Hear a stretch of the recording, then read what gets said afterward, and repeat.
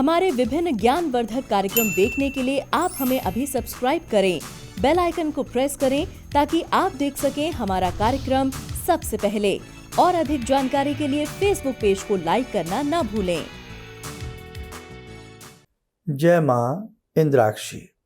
इंद्राक्षी धाम में दर्शकों आप सभी का हम हार्दिक स्वागत करते हैं। आज के दिन जिन जातकों का जन्मदिवस है, मैरिज एनिवर्सरी है, उन सभी को हमारी तरफ से बहुत बहुत शुभकामनाएं। आज एकादशी है, पापा कुंशा एकादशी है। बहुत अच्छी एकादशी होती है, पापों का शमन करती है ये एकादशी। कल भगवान श्री राम का शुभ आशीष हमने प्राप्त किया।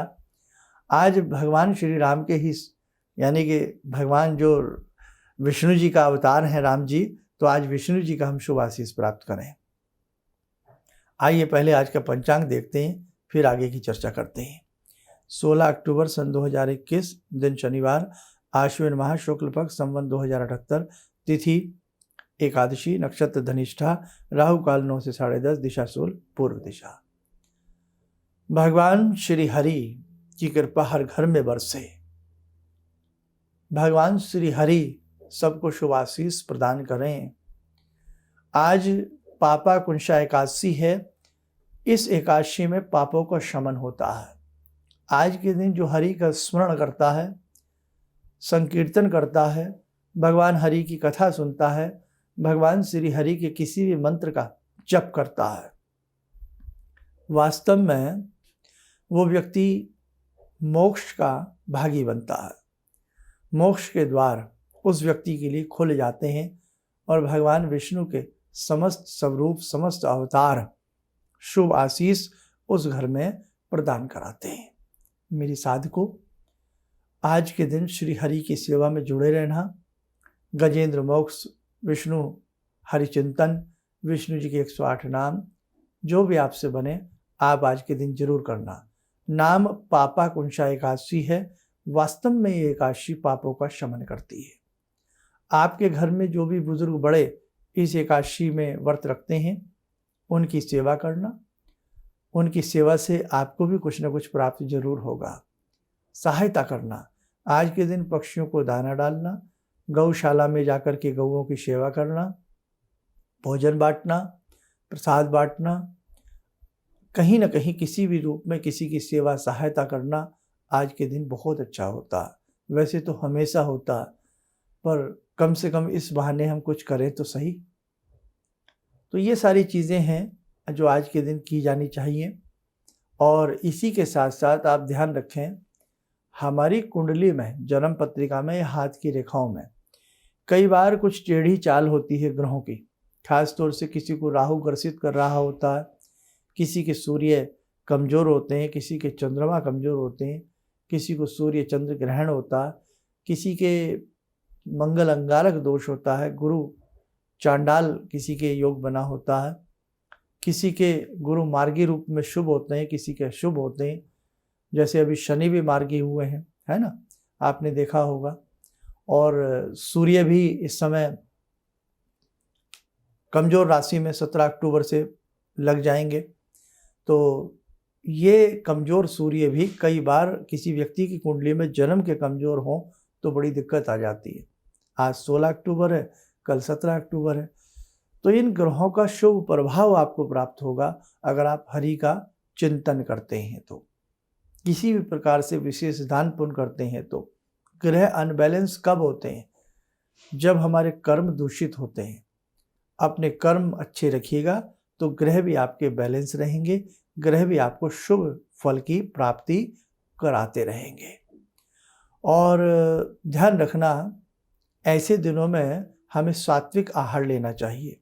जो भले ही व्रत ना रख सकें, लेकिन आहार सात्विक हो, विहार सात्विक हो, आपका सदाचार बहुत अच्छे से बना रहे। बस ये सारी बातें ध्यान रखना और बाकी हरि का चिंतन करते रहना। दिन में चलते फिरते उठते बैठते हरि ओम हरि ओम हरि ओम का जप आप लोग करते रहना। आइए, समय हो चला है ध्यानमाला का। आज की ध्यानमाला में जुड़ते हैं भगवान श्री हरि, भगवान श्री कृष्ण से। ॐ करारविन्दे न पदारविन्दं मुखारविन्दे विनिवेशयन्तं वटस्य पत्रस्य पुटे शयानं बालामुकुन्दं मनसा स्मरामि बालामुकुन्दं मनसा स्मरामि कस्तूरीतिलकं ललाटपटले वक्षस्थले कौस्तुभं नासाग्रे वरमौक्तिकं करतले वेणुकरे कङ्कणं सर्वाङ्गे हरिचन्दनं सुललितं कंठे च मुक्तावले गोपास्ति परिवेष्टितो विजयते गोपालचूडामणि शान्ताकारं भुजगशयनं पद्मनाभं सुरेशं विश्वाधारं गगनसदृशं मेघवर्णं शुभांगं लक्ष्मीकान्तं कमलनयनं योगवृद्ध्यानगम्यं वन्दे विष्णुं भवभयहरं सर्वलोकैकनाथं। कवच बना लें, ध्यान करें, भगवान श्री हरि का शुभ आशीष हम सब के ऊपर बरस रहा है।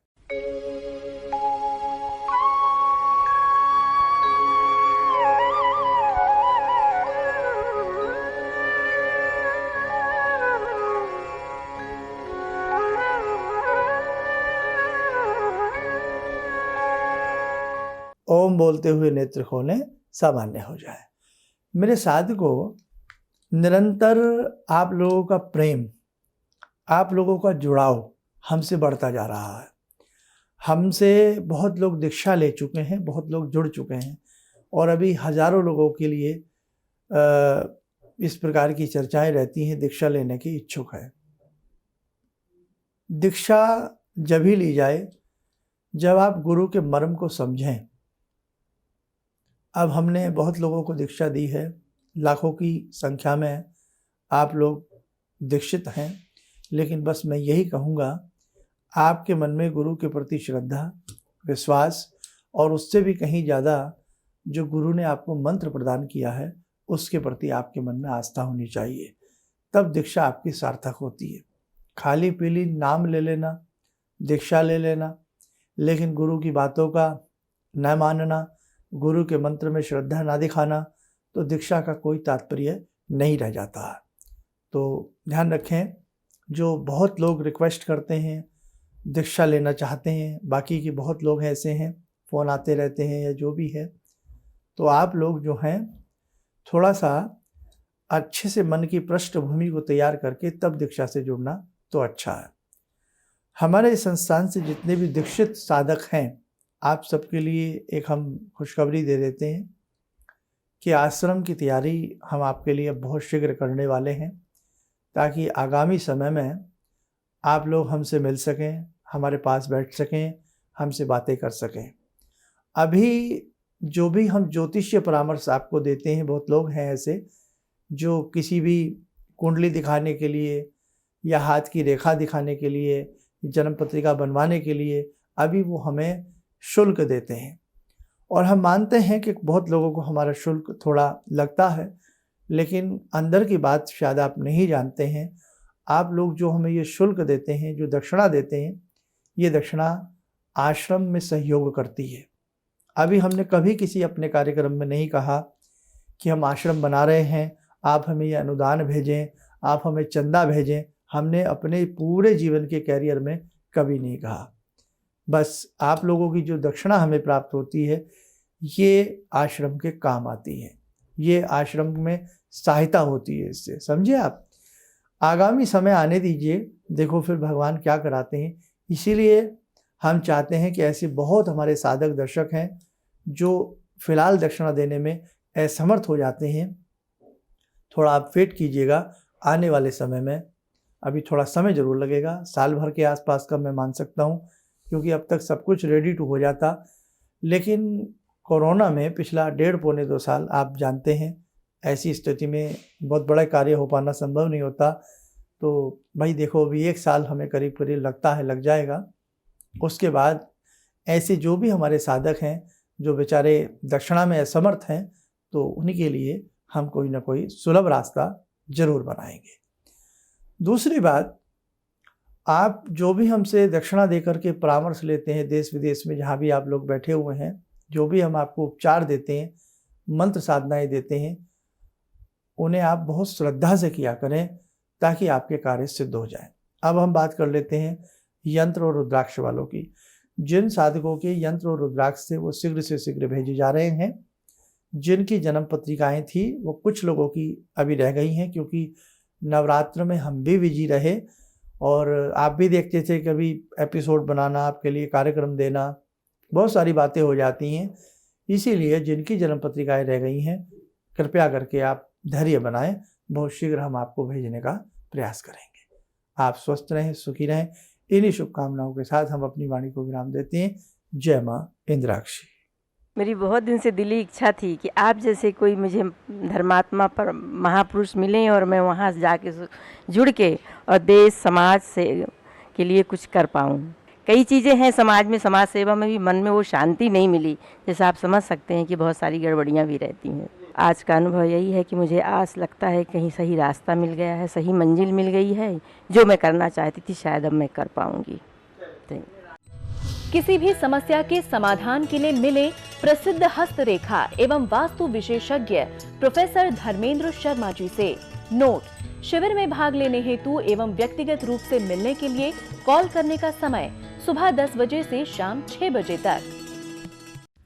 हमारे विभिन्न ज्ञानवर्धक कार्यक्रम देखने के लिए आप हमें अभी सब्सक्राइब करें, बेल आइकन को प्रेस करें ताकि आप देख सकें हमारा कार्यक्रम सबसे पहले। और अधिक जानकारी के लिए फेसबुक पेज को लाइक करना न भूलें।